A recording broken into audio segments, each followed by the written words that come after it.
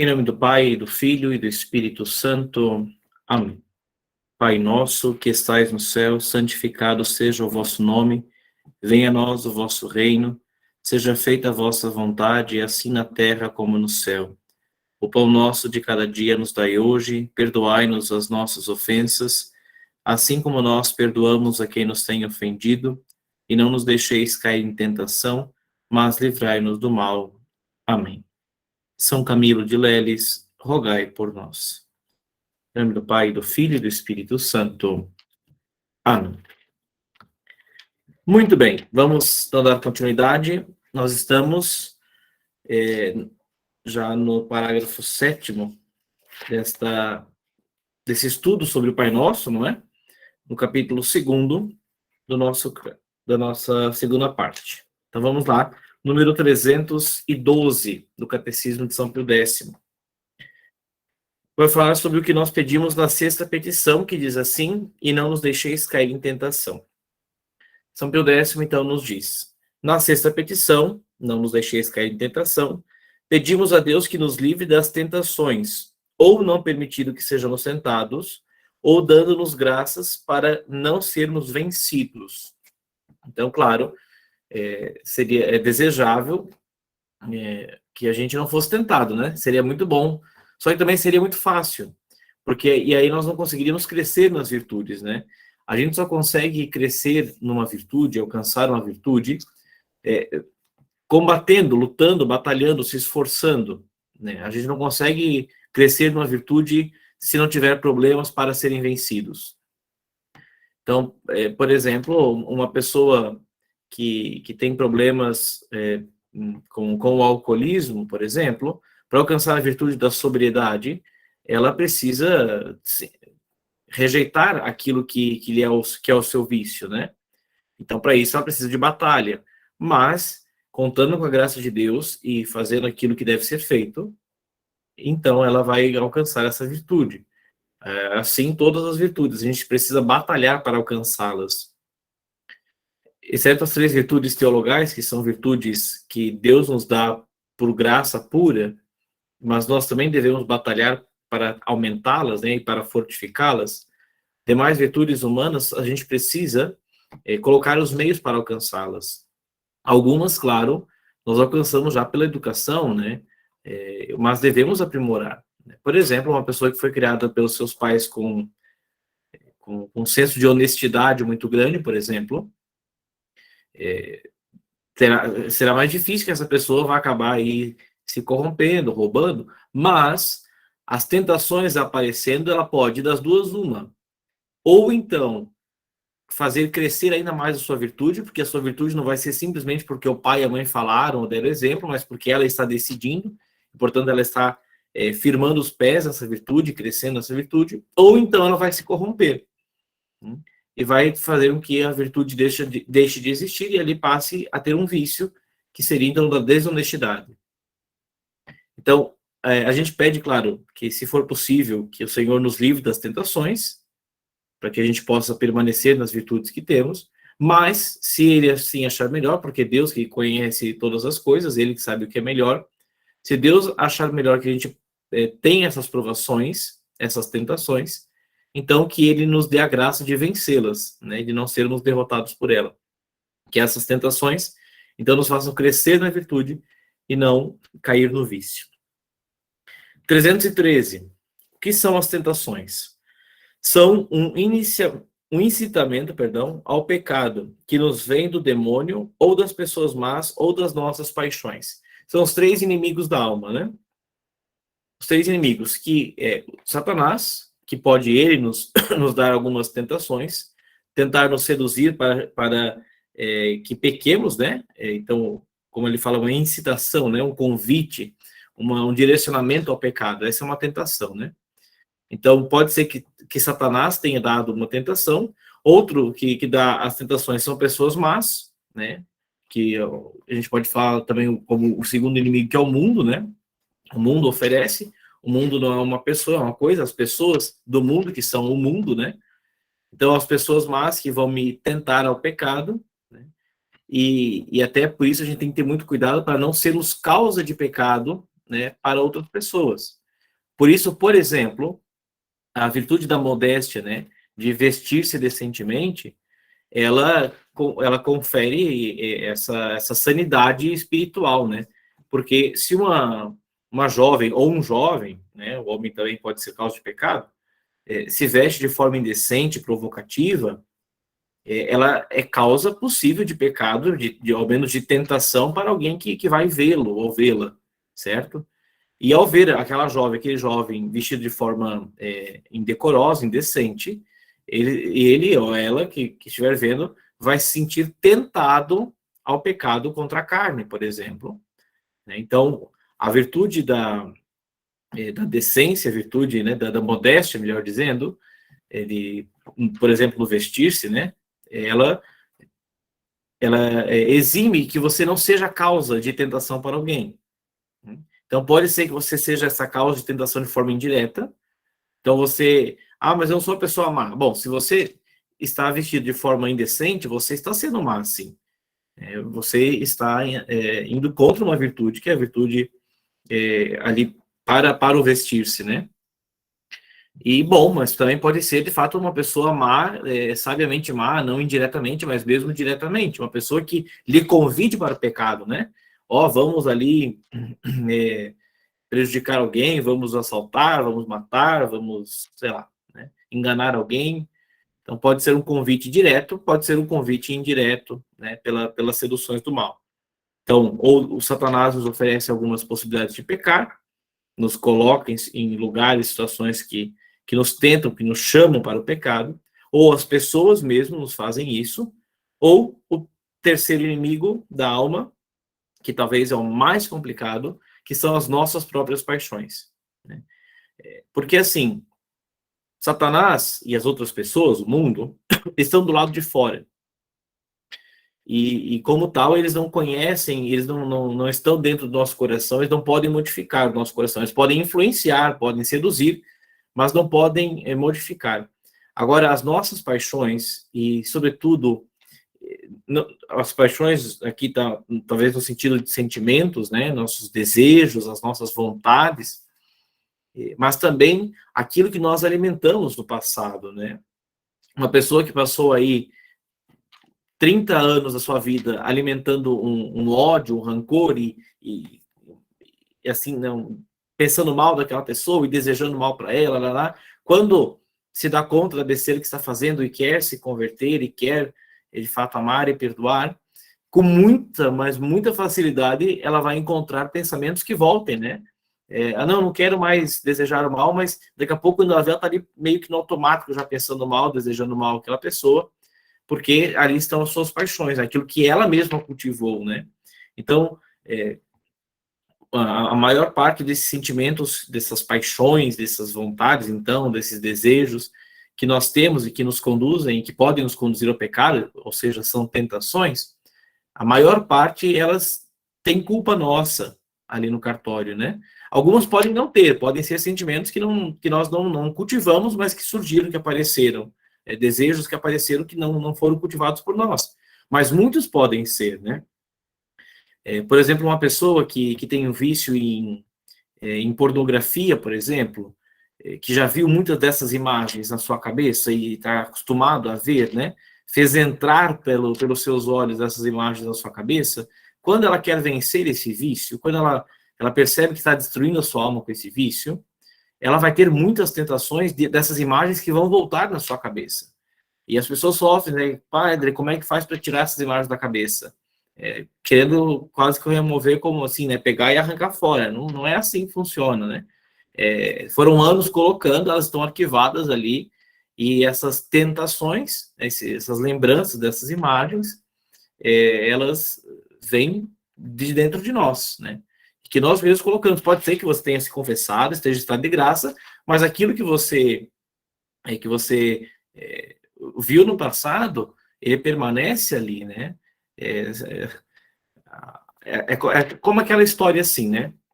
Uma vez um sacerdote me falou isso, eu acho muito didático, né? É como se a nossa alma tem seus erros, mas eu acho que para esse momento dá para entender bem. A nossa alma é como se fosse uma tábua bem lisinha, né? Bem, assim, a gente recebe uma tábua, né? Bem, bem bonitinha, lisinha, tem envernizadinha, bem bonita. Aí, quando eu cometo um pecado, eu vou lá e martelo um preguinho naquela tábua. Aí eu cometo o pecado, mais um martelinho na tábua. Daqui a pouco a minha tábua tá cheia de prego, tá feia já.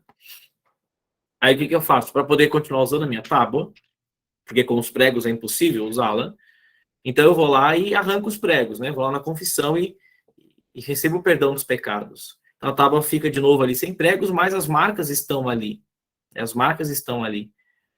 E a limitação desse exemplo fica no fato de que o Espírito Santo pode apagar essas marcas, essas manchas, né? Mas nos faz entender isso, né? Que aquilo que nós fizemos de pecado, que vão ficar nas memórias, nos desejos, os impulsos, eles vão permanecer ali, presentes na nossa alma, até que, em algum momento, Deus conceda que isso seja tirado, ou, então, que Ele permita que isso continue para que a gente possa crescer, né? Porque, como eu disse antes, a pessoa, vamos usar esse exemplo da pornografia, né? A pessoa que tem esse vício na pornografia e que essas imagens ficam voltando, claro que isso é desagradável, é uma luta.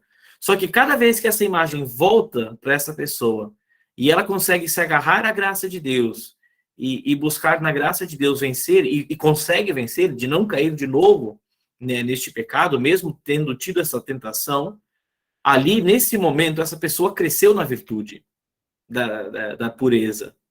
Ela cresce na virtude da pureza quando ela consegue batalhar e, com a graça de Deus, vencer aquela tentação, que foi culpa dela até, mas, né, de estar ali, né, de ela ter visto aquilo, de ela ter buscado aquilo em algum momento. Mas naquele momento ela conseguiu, então, crescer na virtude. Então, por isso que Deus, às vezes, permite as tentações, tanto de Satanás, como das pessoas, como de nós mesmos, das nossas paixões. Não é como nós vimos já, né, não é que Deus queira que a gente passe por isso, mas Ele permite para que ali a gente possa crescer, e crescendo nas virtudes, alcançar, então, os dons da vida eterna. 314. É pecado ter tentações? Gente, essa pergunta, para alguns pode parecer assim até um pouquinho boba, mas para a grande maioria isso é uma dúvida, uma angústia que se escuta muito as pessoas vindo perguntar, né? Eu tive vontade de fazer isso, ou alguém me ofereceu, eu cometi pecado? Vamos ver. A tentação, ela é pecado? Resposta: não é pecado ter tentações, mas é pecado consentir nelas ou expor-se voluntariamente ao perigo de consentir. Então vamos lá. Eu vou permanecer nesse exemplo da pornografia, que ele é bem claro, mas depois eu vou falar de alguns outros para vocês verem que não é só uma coisa, é tudo, né? Então, aí alguém que teve esse vício, ou que tem ainda, mas que está buscando se corrigir, e se confessou, recebeu perdão, está no estado de graça, né? E aí vem essa tentação, né? Esse desejo de acessar de novo algum conteúdo pornográfico, enfim, de ter uma questão impura ali. Aí a pessoa vem isso, ela assim, não posso falar nada, aí a pessoa fica angustiada, meu Deus, será que eu cometi pecado porque eu lembrei daquilo? Não, isso foi uma tentação. Agora, se quando a tentação veio, você percebeu que estava sendo tentado, você disse, mas eu vou só pensar aqui, deixa eu pensar, mas como era legal, quando eu via isso, como era bonito. Bom, aí você já está consentindo, né? Porque aí você tomou a decisão, disse assim, não, eu estou sendo tentado e eu quero continuar, né? Então você pecou ali no pensamento mesmo, né? Pode não ter pecado acessando algum conteúdo desse tipo, ou com algum gesto ou palavra, mas no próprio pensamento você já pecou, né? Ou seja, você consentiu com essa tentação, certo? Aí sim, aí você cometeu o pecado. Agora, se você simplesmente foi tentado, percebeu a tentação e buscou cortar o quanto antes você conseguiu, ótimo. Ali não só não houve pecado, como houve o crescimento na virtude, né? E além disso, também é um pecado, perdão, colocar-se voluntariamente, ou seja, por vontade própria, na situação de pecado. Então, você tem essa fraqueza da pornografia. E aí você vai olhar uma revista que vende roupas íntimas. Bom, as pessoas que estão naquela revista vão estar vestidas só de roupas íntimas. E você não precisa olhar aquela revista, porque você não vai comprar suas roupas íntimas ali. Ainda mais se, bom, você sendo homem vai ver roupas íntimas de mulher ou vice-versa, né? Ou daquilo que lhe atraia, que seja. Você está olhando aquilo lá, mas, né? Quer dizer, você já tem essa dificuldade. Aquilo é pornografia? Não é, mas tá ali bem perto. Você está se colocando né, nessa proximidade, né? Então, ou então você está aí andando nas redes sociais, ou passa na rua, vê um outdoor com alguma foto um pouco indecente, em vez de você passar e dizer, não, eu não posso porque eu tenho fraqueza nesse lado, você só, não, eu só vou olhar, não tem nada a ver. É só uma mulher de biquíni, ou só um homem sem camisa, não é nada muito grande. Bom, mas dali para você chegar, né? Bom, é um passo. Então vamos falar de um outro pecado, para verem que não é só nesse. Em qualquer pecado, a tentação pode chegar nisso, né? A tentação, por exemplo, de falar mal de alguém, da fofoca, certo? Então, eu fofoco muito, eu falo da vida dos outros, não interessa se é mentira, se é verdade, mas eu fico falando, e de preferência das coisas ruins que os outros fizeram, né? Então, tá. Aí eu percebo que isso é um pecado, mas eu já estou tão acostumado a ver uma coisa e já falar, né? Que aí eu entrei numa rodinha de conversa e já me veio na cabeça, né? Ai, a fulana aquela vez fez aquilo e eu não preciso falar isso. Houve o pecado ali? Não, porque você teve essa tentação, que é o seu costume, e você cresceu na virtude de dizer, Senhor, me dá força para que eu não faça isso. E ainda buscou falar, quem sabe, bem daquela pessoa, não sei. Tá. Agora, se você dialoga com o pecado, né? Então você pensa assim, a fulana fez a fulana traiu o marido, sei lá, né? Fulana traiu o marido. Aí tá na rodinha de conversa, aí vem na sua cabeça, né? Não tem por que você falar isso pra ninguém. Aí vem ela falando, aí estão falando dela, aí você vê assim, eu vou falar que ela traiu o marido. Daí, quando você vai falar, você fica assim, a fulana fez uma coisa aí. Ela fez uma coisa aí, muito perigosa, muito grave. Você fala, mas não fala, né? Bom, você tá se deixando entregar, né? Porque daqui a pouco a pessoa, daí quem tá falando assim, agora tem que dizer o que que é. Não, eu não posso dizer, porque senão é fofoca. Não, agora você tem que falar, cara, você deixou nós curiosos, tá? Então você está se colocando em situação de pecado, né? Você está disfarçando, você está dialogando, né? Ou então assim, tá, eu não vou fazer a fofoca grande que ela traiu o marido, mas só uma fofoquinha aqui, que, ela sai de casa de noite. Então, assim, não é nenhuma grande fofoca, não é porque sai de casa de noite, pode ser outra coisa, mas vou fazer só uma fofoquinha bem pequenininha. Quer dizer, eu estou dialogando, né, medindo até onde que eu posso ir, que não é pecado. Não, peraí. Aí você não está crescendo na virtude, você está cedendo ao pecado, né? Está indo além da tentação. Não é que você teve desejo de fazer fofoca, você está fazendo. Pequena, grande, você está caindo, né? Então, vamos mais um para vocês verem, né? A raiva, tá? Ficou com raiva de alguém? É pecado sentir raiva de alguém? Sentir, não. Porque, bom, é uma coisa natural. Você vê alguém dando um tabefe na cara da sua mãe, naturalmente, ou do seu filho, né? Que é quem tem filho, naturalmente você fica com raiva da pessoa. Você não vai olhar para aquela pessoa e falar, ai, como ela é queridinha, como é um doce. Não. Você sente raiva. Agora, esse sentimento de raiva te cresce, você tem vontade de ir lá e agredir aquela pessoa, matar aquela pessoa, dependendo do seu nível de raiva. Muito bem, aí é uma tentação, né? Vinda das suas próprias paixões, de cometer um pecado. E aí, se você, então, dialoga com esse pecado e diz, não, eu só então dá só um tabefe na cara e você, quer dizer, você já está dialogando, né? Você está abrindo ao pecado, né? Você está permitindo, né? Ou então você sentiu raiva e foi lá e matou a pessoa, ou esbofeteou a pessoa, né? Então você cedeu. Não foi a tentação o problema é que você cedeu essa tentação, né? Você teve essa paixão, esse sentimento da raiva, e você foi lá e efetuou. Às vezes você efetua a raiva batendo, às vezes você efetua falando mal da pessoa para todo mundo, às vezes você efetua bem silenciosamente tentando destruir a vida da pessoa, cada um tem um jeito de reagir a isso, né? Mas de alguma forma, então, você cede a essa tentação. Então, a tentação em si não é pecado.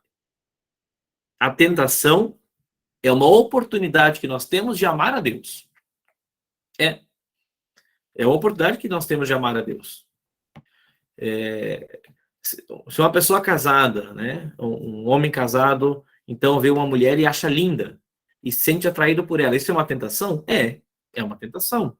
Pode ter sido colocada aí por Satanás, talvez a mulher mesmo está se ali tentando conquistar aquele homem casado, então ela é a causa da tentação, independente.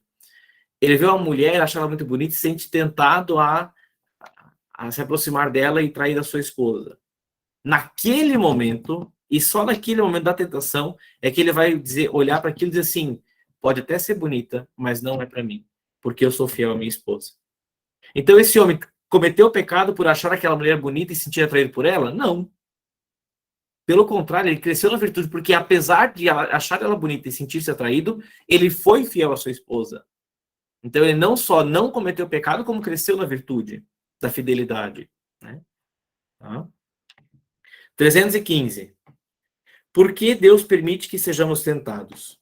Já falamos um pouquinho, mas vamos ler aqui. Deus permite que sejamos tentados para provar a nossa fidelidade, para fortalecer as nossas virtudes e para aumentar os nossos merecimentos. Né? Então, os dois primeiros a gente já falou, né? Provar a nossa fidelidade, ver o quanto nós conseguimos ser fiéis àquilo que ele nos pede, aumentar as virtudes, né? Fortalecer as nossas virtudes e aumentar os nossos merecimentos, para que a gente possa dizer a Deus que nós entregamos isso a Ele, né? Buscamos na sua graça e buscamos ser fiéis a Ele. E assim, então, nós temos os nossos méritos, os nossos merecimentos por ter, então, não caído no pecado que foi proposto pela tentação, seja ela de origem satânica, diabólica, seja ela de origem mundana, seja ela de origem das paixões. 316. O que devemos fazer para evitar as tentações? Para evitar as tentações, devemos fugir das ocasiões perigosas, guardar os sentidos, receber com frequência os santos sacramentos, fazer uso da oração, especialmente da devoção a Maria Santíssima, Senhora Nossa. Para evitar as tentações. Lembrando, lá da primeira resposta, né? Quando a gente pede não nos deixeis cair em tentação, se possível que elas não venham, mas se vierem, que nós não sejamos vencidos. Certo? Então, quais são os meios para que a gente não caia nas tentações? Não ceda às tentações. Primeiro, fugir das ocasiões. Certo? Numa guerra, se o soldado sabe que se ele for lá é o campo do inimigo, e lá ele vai ser morto, é sábio aquele soldado não ir naquele campo. Né? Ele não é um covarde, porque ele não foi lá naquele bar lá, onde tem só 400 inimigos dele tomando cerveja lá. A hora que ele botar o pé, leva 400 tiros na cabeça. Ele não tem a menor chance de vencer aquilo lá. Então, ele não é um cara heróico se ele for lá naquele bar sozinho. Não, ele é um louco, desvairado, imprudente, né? E na guerra contra Satanás, contra o mundo, contra nós mesmos, contra os pecados, contra as tentações, não é diferente. Então, a primeira coisa é fugir das ocasiões de pecado. Aquelas que a gente pode. Né? Se de alguma forma aquele soldado foi empurrado, ou sei lá o que, para esse bar, ele não tinha como fugir, bom, então ele tem que suplicar a graça de Deus e tentar vencer os 400 inimigos de uma vez. Agora, se ele pode não ir, é prudente que ele não vá. Então, se a tentação que eu tenho, a fraqueza que eu tenho de pegar o que não é meu, de roubar, né? Então, eu tenho que cuidar para não ficar de posse de coisas que não são minhas, para não ter essa tentação de ficar com ela. Né? Se eu tenho a tentação de ser infiel no matrimônio, ou de ir contra a castidade, contra a pureza na minha juventude, ou na fase adulta, que seja, né? Eu tenho que evitar lugares onde vão ter pessoas que vão me causar tentação, né? Eu não vou ficar sozinho dentro de uma sala com uma pessoa da qual eu tenho atração, para não cair na tentação. Então, eu tenho que evitar essas situações de pecado, certo? Então, evitar as situações do pecado é o primeiro ponto para não cair numa tentação, não se colocar como um alvo fácil, né? Muito bem, mas às vezes a gente não se colocando como alvo fácil, às vezes não, sempre vem as tentações igual. Então, primeiro deles, estando ali na tentação, qual é? Guardar os sentidos. Ou seja, não permitir que os sentidos nos sejam canais do inimigo, né? Então, eu passei por uma pessoa ou por uma imagem, uma foto, sei lá o que, sensual, e eu tenho essa fraqueza. Então, o que eu devo fazer? Ficar olhando para ela? Não, guardar os sentidos, não olhar. A hora que eu vi, opa, não preciso ver isso. Tem por que ver isso, né? Eu tenho a fraqueza da fofoca, então não fique escutando. Se você não quer falar da vida dos outros, então para que você quer escutar a informação da vida dos outros? Então, guarda os sentidos, né? Então, assim, de cuidar para que os seus sentidos, aquilo que entra através dos sentidos para você, né? A minha tentação forte é da gula, né? Então, eu não vou ficar indo abrir a geladeira 10 vezes a cada hora para ver o que tem para comer, né? Eu vou pedir que alguém guarde de mim os doces ali que me atraem muito, sei lá o que, né? Eu vou guardar os sentidos disso ali. Então, eu tenho essa tentação da comida, mas eu vou pegar só um pedacinho do pastel que está ali. Eu não tô com, mas só um pedacinho, você coloca só um pedacinho. Ah, pronto. Aquele pedacinho do pastel que você colocou na boca já foi a tentação de você pegar aquele pastel inteiro e comer como se fosse a coisa mais importante do mundo e não passa de gula, né? Então, se veja, eu estou tentando dar tiro aqui para tudo que é tipo de pecado, para a gente entender que isso se aplica a todos os pecados, né? Tá? Então, primeiro, fugir das ocasiões. Depois, se não for possível, então, guardar os sentidos. Terceiro, receber com frequência os santos sacramentos. E aqui, de forma muito especial, estamos falando de confissão e eucaristia. Confessar-se com frequência. A igreja não diz... Bom, a igreja fala que no mínimo uma vez por ano, mas isso me desculpe, isso é ridículo. Pessoa que me disser que passou, a não ser que você seja São Francisco de Assis, né? Mas me dizer que você passou um ano inteiro e não cometeu nenhum pecado que precisa se confessar para comungar, bom, me desculpe, né? Então, já, por favor, me avise para a gente já começar o teu processo de canonização agora, para quando você morrer a gente já despachar isso, né? Mas se não é o seu caso, a gente deveria confessar, bom, primeiro, sempre que cometeu um pecado mortal, né? Se eu confessei hoje e amanhã eu cometi um pecado mortal, vou ter que confessar de novo. Ah, mas foi só um dia, não faz mal você estar em pecado mortal, que vai que morre assim. Vai querer ir para o inferno por causa de um pecado? Se converte logo, não espera para, daqui uma semana eu me confesso e você tem uma semana, não sei. E outra coisa, você quer passar a semana inteira ofendendo a Deus? Você quer passar a semana inteira sendo inimigo de Deus? Mesmo que você tivesse certeza que você ia viver, você ia querer passar a semana inteira sendo inimigo de Deus? Então busque confissão logo, depois de um pecado mortal. Mas se por graça de Deus você não tem nenhum pecado mortal, né, e isso, pessoas que buscam vida de oração, é possível que aconteça, né? Isso é estar firme na primeira morada, como Santa Teresa d'Ávila nos ensina, né? Isso, aliás, não ter pecados mortais, né? Hoje em dia, a gente está tão envolvido com pecados que parece assim, né? Nossa, não tem nenhum pecado mortal hoje. Parece que, meu Deus, eu sou um santo já, né? Não ter pecado mortal é tipo estar no 0 a 0. É o mínimo que você precisa fazer, certo? Você não pode falar assim, né? Eu sou um bom filho porque eu nunca bati na minha mãe. Isso não faz você um bom filho, só te faz um filho normal.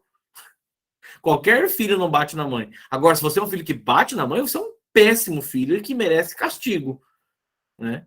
Então, o fato de você não ter cometido pecado mortal não te faz um santo, apenas te faz alguém que está ali, certo? Agora, para ser um bom filho, você tem que ser alguém que honra sua mãe, que vai cuidar dela, que lhe dá carinho, que lhe dá atenção, que reza por ela. E aí sim você vai sendo um bom filho. Simplesmente, não bato nela, também não faço nada, não falo com ela, não faço nada. Não, isso não. Não, não é ser bom filho. É simplesmente ser filho. Assim como nós. Estar sem pecado mortal não é nenhuma grande dádiva. É o mínimo que você tem que fazer. É sua obrigação. Né? Se você quer ser salvo, não quer ir para o inferno, é sua obrigação não ter pecado mortal. Agora, se você quer chegar no céu, se você quer ser santo, ser santa, tem que ir muito além disso. Né? Tem que amar de verdade.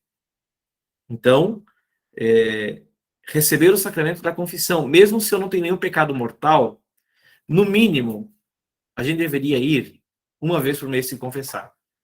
Eu vou repetir para não ficar, para ninguém achar, para não entender errado. Se você cometer um pecado mortal, você vai se confessar imediatamente, o quanto antes. Não interessa quanto tempo faz a última confissão. Agora, se você não tem pecados mortais, talvez só veniais, então, ao menos uma vez por mês se confesse. Existem relatos, não sei o quanto disso seja verídico, mas que o Papa João Paulo II se confessava a cada 15 dias. Bom, se o Papa João Paulo II, São João Paulo II, tinha necessidade de confissão a cada 15 dias, miserável de nós. Mas, enfim, com frequência receber o sacramento da confissão. Por quê? Do perdão dos pecados. Por quê? Mesmo que você não tenha pecado mortal e que, então, teoricamente, você não seja obrigado a se confessar, né, para receber, por exemplo, a comunhão e para estar em estado de graça, porque os pecados veniais também são perdoados na missa, né?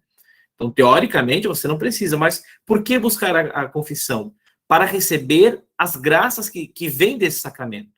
Quando o padre dá a absolvição sobre a pessoa, o que acontece de fato é que o sangue de Cristo derramado na cruz é jogado sobre a alma daquela pessoa.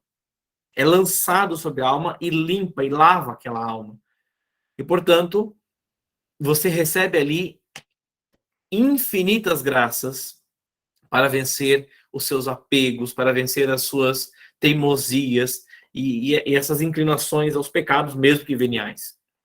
Porque pecado venial não te separa da graça de Deus, mas vai ofendendo a Deus. Né? Pecado venial não tá bom, você não matou a sua mãe, mas você fica o tempo inteiro beliscando ela, puxando o cabelo. Tá bom, ela tá ali ainda, mas é desagradável, né? Então, receber o perdão dos pecados no próprio sacramento da confissão para receber, além do perdão, que em si já seria tudo, mas também todas as outras graças que esse sacramento nos traz.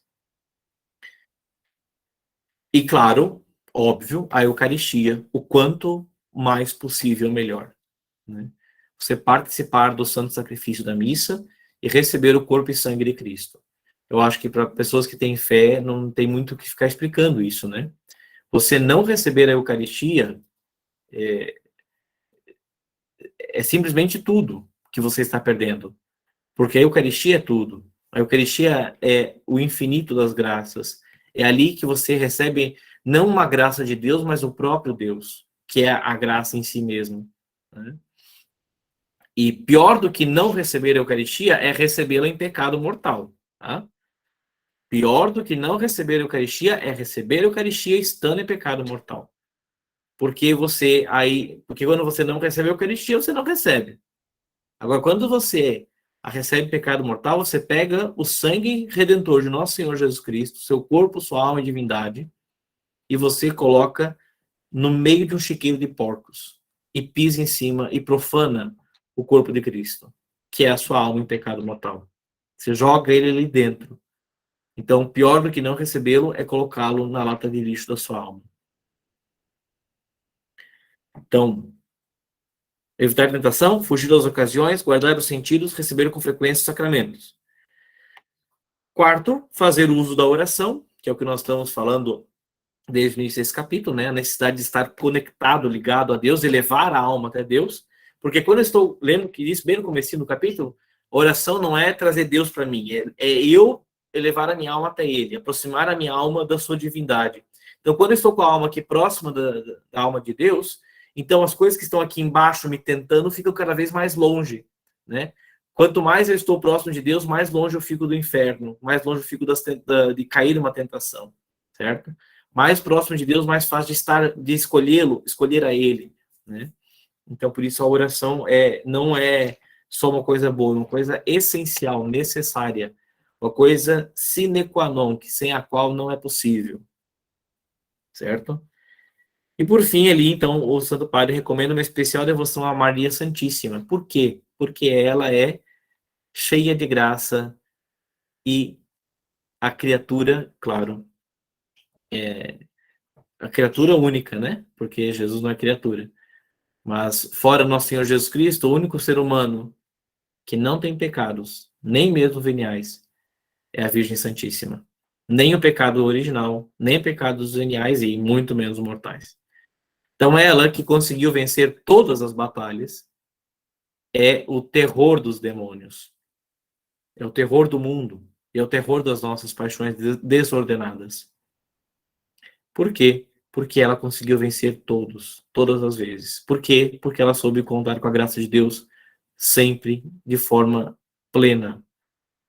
Então, invocar a Maria Santíssima a receber o auxílio daquela que sempre venceu todas as tentações. E, portanto, ela pode nos ensinar, nos ajudar e interceder por nós nessa batalha, nessas batalhas. Muito bem. Da 7ª petição do Pai Nosso, pergunta 317. O que quer dizer? Mas livrai-nos do mal. Na 7ª petição, livrai-nos do mal, pedimos a Deus que nos livre dos males passados, presentes, futuros, e especialmente do sumo mal, que é o pecado, e da condenação eterna, que é o seu castigo. Então vejam que nessa frasezinha, que às vezes a gente até fala meio distraído, porque já é o final da oração para acabar logo, né? Mas livrai-nos do mal, amém. A gente nem presta mais atenção no negócio, né? Então, olha quanta coisa que a gente pede nisso. Que bom, que nos livre dos males do passado. Estão pedindo, né, de novo, que aquilo que aconteceu no passado não volte a nos prejudicar, a fazer mal. E aqui, quando fazer mal, não é sofrimento, coisa assim, mas é de fato impedir que a nossa alma caia na desgraça do pecado, né? Esse é o mal, sobretudo, que nós pedimos, né? Então, os males do passado, pedimos que sejamos livres, os do presente e futuramente aqueles que poderão vir. Especialmente o do sumo mal, que é o pecado. Pedindo que nos livre, então, do pecado, de cometer pecado, de cair em pecado. Né? E, consequentemente, claro, da condenação eterna, que é o castigo do pecado. Então, quando nós pedimos que nos livre do mal, nós pedimos, de fato, que nos livre de todo o mal que possa afundar a nossa alma na desgraça do pecado. Por que dizemos, a 318, né? Livrai-nos do mal e não dos males, no plural. Por que a gente fala do mal? Nós falamos do mal e não dos males, porque não devemos desejar ser isentos de todos os males dessa vida. Olha que essa frase é bastante forte, gente. Nós não devemos sequer desejar ser isentos de todos os males dessa vida. Eu quero ser isento de qualquer tipo de tentação e sofrimento e angústia e decepção, tudo que é tipo de mal que eu possa imaginar, né? A gente não pode nem querer desejar isso. Por quê? Nós já falamos, porque é nesses males, né, aparentes, imediatos, às vezes não aparentes, até mesmo objetivos, mas que são mal naquele momento, né? É ali que eu cresço na virtude, é ali que eu tenho a oportunidade de amar a Deus, é ali que eu tenho os meus merecimentos, é ali que eu vivo a vida da santidade, né? Que eu escolho Deus. Então, nós não devemos desejar ser isentos de todos os males, mas só daqueles que são nocivos à nossa alma, ou seja, que são prejudiciais. Nós devemos,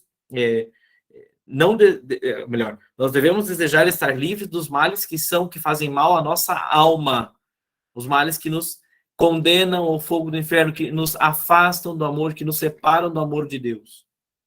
E por isso, pedimos a libertação do mal em geral, isto é, de tudo aquilo que Deus vê que para nós é um mal. Não aquilo que eu acho que é mal para mim, mas aquilo que Deus vê que é mal para mim. Portanto, se eu estou pedindo uma coisa que eu acho que para mim é um bem, e Deus não me concede porque Ele sabe que aquilo é um mal, na oração do Pai Nosso eu deixo isso muito claro. Livrai-me desse mal. Né? Eu quero muito, sei lá, comprar aquele carro. Né? Então eu peço uma coisa secundária, ainda vamos falar uma coisa mais leve. Então eu quero muito comprar aquele carro, então eu peço para Deus. Mas nessa oração eu falo, livrai-nos do mal. E Deus sabe que aquele carro, por algum motivo, do qual eu não sei, vai ser causa de pecado para mim. Seja por futura arrogância, prepotência, violência, não sei, alguma coisa que possivelmente aquele carro poderia me fazer cair. Então Deus não me dá essa graça. Por quê? Porque não era uma graça, era uma desgraça, seria um mal, que eu achava que era um bem, mas que era um mal, né? O mal, talvez não no presente, mas no futuro. Então, quando eu peço para livrar do mal, mal do passado, do presente e do futuro, dos quais só Deus conhece. 319. Não é lícito pedir a Deus que nos livre de algum mal em particular, por exemplo, de uma doença? A gente pode pedir que Deus nos livre de algum mal particularmente? Aqui fala doença, mas pode ser de algum conflito com alguém ou de alguma divergência, assim, de algum mal específico? Resposta: sim, é lícito pedir a libertação de algum mal em particular, mas sempre entregando-nos à vontade de Deus, que pode, no entanto, ordenar aquela tribulação para proveito da nossa alma. Nós já falamos muito sobre isso nas outras petições do Pai Nosso, né? Mas especialmente quando diz, faça a tua vontade. Por isso, porque a vontade de Deus, ela vai nos dar aquilo que é o que vai ser melhor para a nossa alma, né? Que pode ser, inclusive, uma tentação, né? Que pode nos fazer crescer na virtude, ou uma doença. Então, vamos usar o exemplo da doença, né? Então, eu peço que Deus me livre da doença. Eu posso pedir? Claro que eu posso pedir isso para Deus, porque eu confio que Ele é todo-poderoso, que Ele pode me curar. Como muitas pessoas pediram as curas, por exemplo, a Jesus e receberam. Agora, se Deus percebe que essa doença vai lhe purificar e vai lhe santificar, mais do que você ficar sem ela, Ele vai lhe livrar do mal, que é o pecado, e não de um mal menor, que é a doença. Porque é preferível que a gente fique doente neste mundo e depois vá para o céu do que saudável neste mundo e depois a eternidade no inferno. Então, Deus sabe o que é melhor. Então, eu posso pedir? Posso, mas sempre me confiando à vontade plena de Deus. Sempre me confiando à vontade plena de Deus. Bom? 320. Para que nos servem as tribulações que Deus nos manda? As tribulações que Deus nos envia nos são úteis para fazermos penitência das nossas culpas, para provar as nossas virtudes e, sobretudo, para levar-nos à imitação de Jesus Cristo, nossa cabeça, ao qual é justo que nos conformemos nos sofrimentos, se quisermos ter parte na sua glória. Essa pergunta eu escutei ainda hoje, mas a gente escuta assim praticamente todos os dias. Padre, por que tal pessoa está passando por esse sofrimento? O que ela fez para merecer isso? Como se os sofrimentos desse mundo, seja uma doença, seja alguma tragédia, seja alguma coisa, eles tenham uma finalidade própria nesse mundo, né? Como se elas sejam simplesmente castigos de alguma coisa terrível. Então, Deus é um Deus castigador, terrível e malvado que está aqui colocando. E por que será que essa pessoa fez para merecer esse castigo? Não, calma, gente. Olha essa resposta. As tribulações que nós temos que passar nessa vida, elas não são úteis. Primeiro, para fazer penitência das nossas culpas, né? Porque a coisa mais absurda que a gente pode dizer é: nossa, por que eu estou passando por isso? Claro que você está passando por isso. Olha os pecados que você cometeu na sua vida. Olha quantas vezes você ofendeu um Deus infinito, você não acha que você merece? Tá bom, é verdade que Jesus conseguiu o perdão na cruz, mas você merece, né? Porque você pode passar a vida inteira sofrendo e não vai pagar. Então, assim, ainda bem que Jesus já pagou para você. Agora, se vier o sofrimento, você não pode nem reclamar.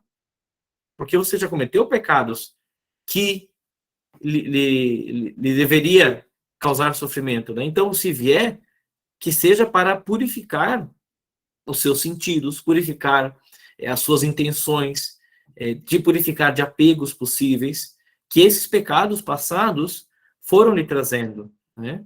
Então, aceite esse sofrimento como uma forma de purificação dos pecados e das consequências que esses pecados trouxeram, dos seus próprios pecados, das suas próprias culpas, né? Mas, para além disso, também para provar as nossas virtudes, como eu já falei, acabei de falar antes, né? Para que a gente possa crescer nas virtudes, através das provações, das tentações, das tribulações.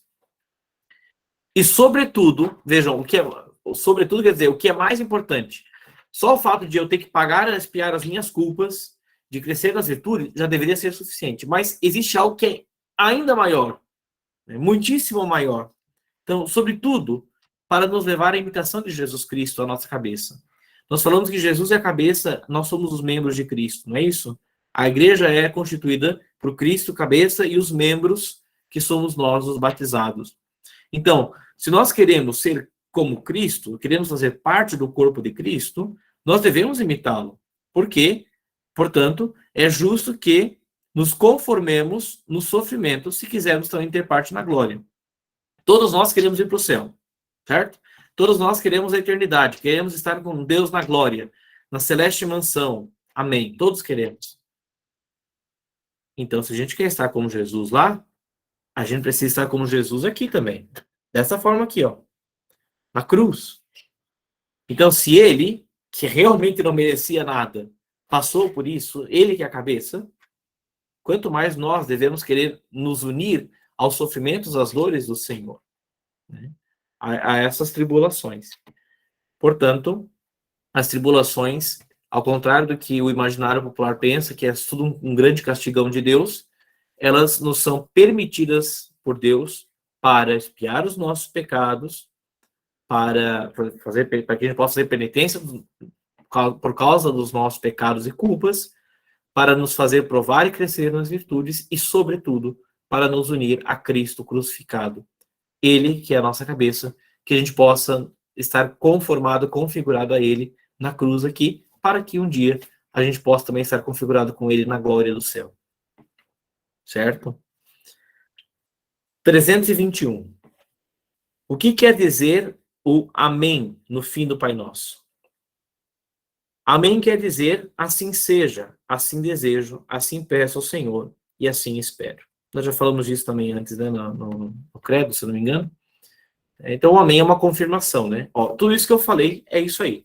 É isso que eu quero, é isso que eu desejo, é isso que eu peço ao Senhor. Certo? Então, por isso também que quando, por exemplo, na missa o padre vai fazer oração coleta, né? Ou outras orações, oração sobre as ofertas, enfim, a Assembleia sempre assente, né, com o seu amém. Então o padre diz, né? Ó Deus Todo-Poderoso, pedimos a vossa graça para que possamos evitar os pecados e fazer sempre a vossa vontade. Por Cristo nosso Senhor. Amém. O que o povo está dizendo? A Assembleia está dizendo? Olha, Senhor, é isso que o padre rezou ali? É isso mesmo que a gente quer. Né? Nós desejamos isso aí. Então confirma, é uma confirmação, certo? Só um detalhe aqui, tá? Uma questãozinha prática, né? Na missa, a gente não diz o amém no final da oração do Pai Nosso. Por quê? Porque na missa, só na missa, tá? A oração do Pai Nosso, ela se estende, ela continua.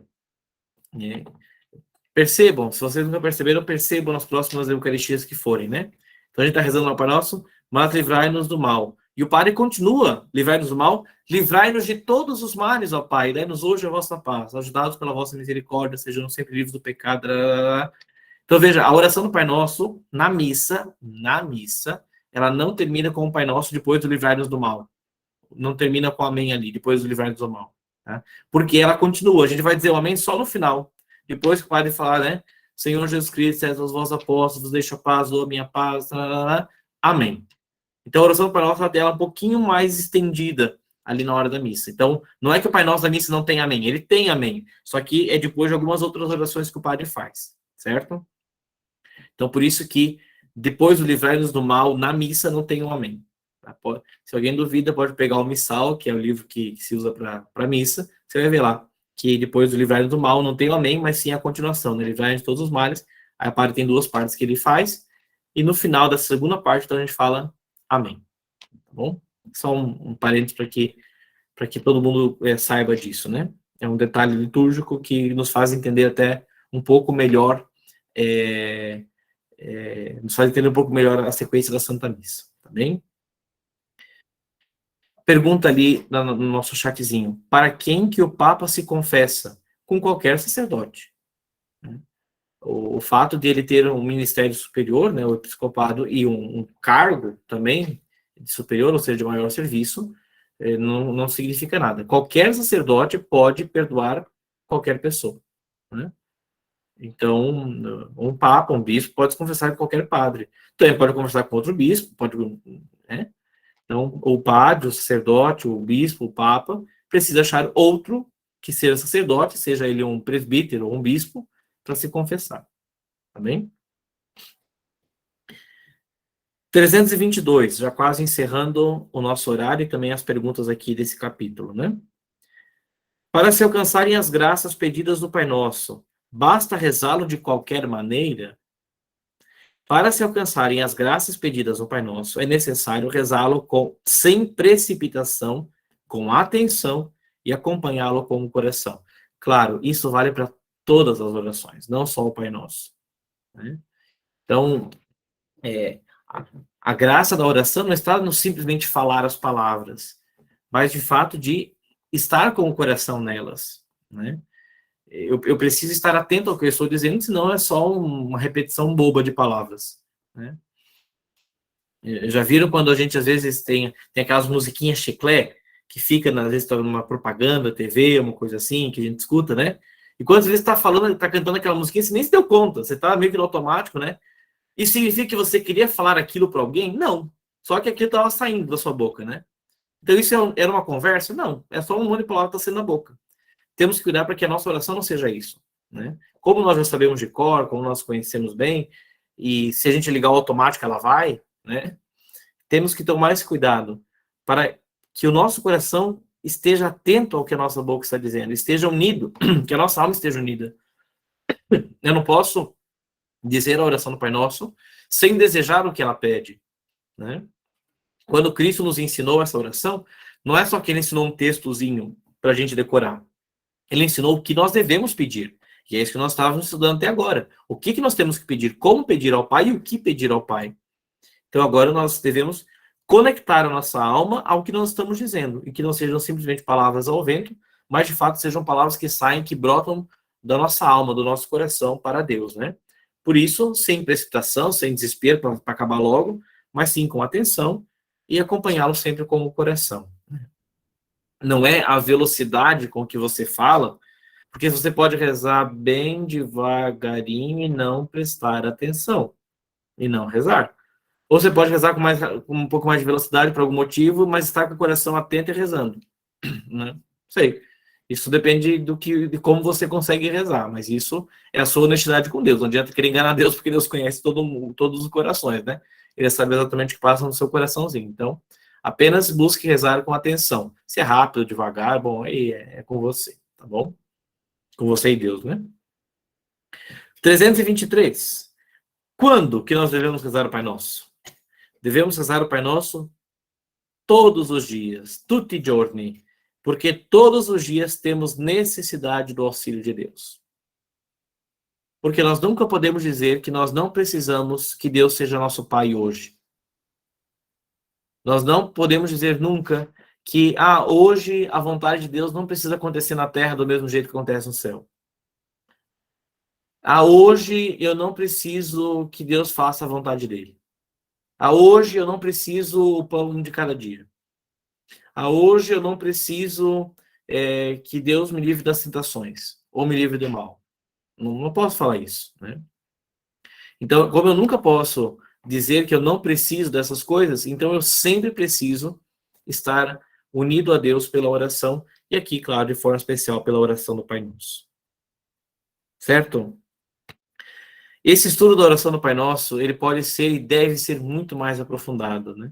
Aqui São Pio X nos dá belíssimas preciosidades de pérolas aqui, para que a gente possa compreender, viver e rezar. Mas existem muitos outros textos de santos que falam sobre o Pai Nosso, que explicam, que nos fazem aprofundar ainda mais a oração. E é isso que eu desejo de coração desse estudo que nós estamos fazendo no Catecismo. Que isso aqui seja só um começo. Que você não participe dessas aulas e pense assim, pronto, agora eu já sei tudo, agora eu estou tranquilo, não preciso fazer mais nada. Não. Isso aqui deve ser só aquele gostinho que você fala, agora eu quero mais. Né? E busque mais.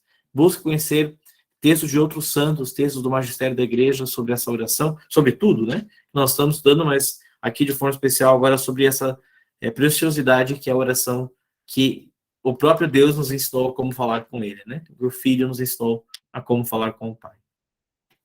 Então, pensamos, de fato, a Cristo, que ele que nos ensinou a oração, que ele também nos ensine a fazê-la bem, que ele nos ensine a tê-la no nosso coração, tá bem? Vamos então, para concluir, fazer mais uma vez essa oração, receber de Deus a bênção.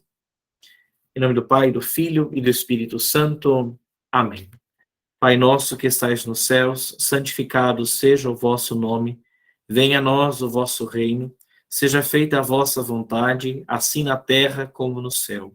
O pão nosso de cada dia nos dai hoje. Perdoai-nos as nossas ofensas, assim como nós perdoamos a quem nos tem ofendido. E não nos deixeis cair em tentação, mas livrai-nos do mal. Amém. O Senhor esteja convosco e Ele está no meio de nós. Por intercessão de São Camilo de Leles, que hoje celebramos, e da Virgem Santíssima, abençoe-vos Deus Todo-Poderoso, Pai, Filho e Espírito Santo. Amém. Boa noite a todos, Deus os abençoe.